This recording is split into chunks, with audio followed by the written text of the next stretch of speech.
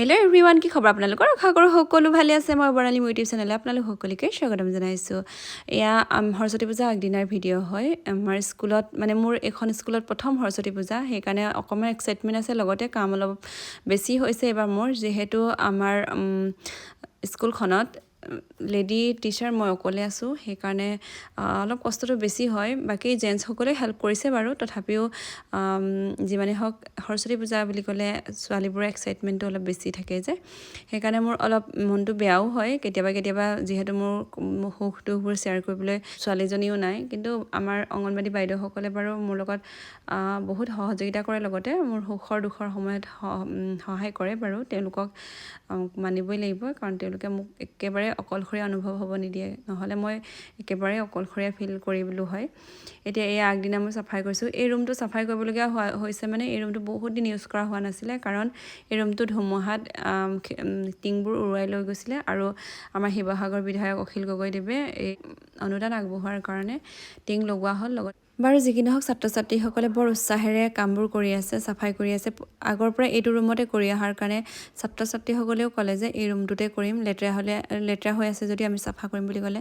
চ' সিহঁতৰ উৎসাহখিনিক আমি বাধা দিবলৈ বেয়া পালোঁ। বাকী এয়া সৰস্বতী পূজাৰ দিনাৰ দৃশ্য হয়। আহি পাই মগু ধোৱাত লাগিছোঁ।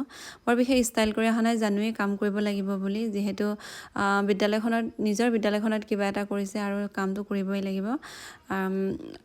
হাত সাৱটি থাকিলেতো নহ'ব। আৰু কাম কৰি থকাৰ মাজতে ছাৰে সময় হোৱাৰ কাৰণে পূজাৰ টাইম ক'লে যে আমি প্ৰাৰ্থনাটো কৰোঁ, তুমিও আহা। মই আহি নাপালোঁহি আৰু তেওঁলোকে আৰম্ভ কৰিলে। মই মাজতে গৈ ভিডিঅ'কণ কৰিলোঁ। বাকী কাম চাম সামৰি এয়া পাছতহে মই সেৱা কৰিবলৈ আহিলোঁ। আৰু ইতিমধ্যে আমাৰ গাঁৱৰ ৰাইজো আহিছে, ল'ৰা ছোৱালীবোৰ লৈ আহিছে। গাঁৱৰ যথেষ্ট মানুহ আহিছে, ভালো লাগিছে পৰিৱেশটো। অহাবাৰৰ পৰা ভাবিছোঁ তেওঁলোককো আগতীয়াকৈ জনাম, অকণমান হেল্প কৰিবলৈ।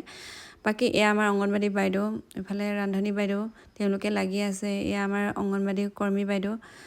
ইতিমধ্যে আমাৰ মগু ধোৱা হৈ গ'ল।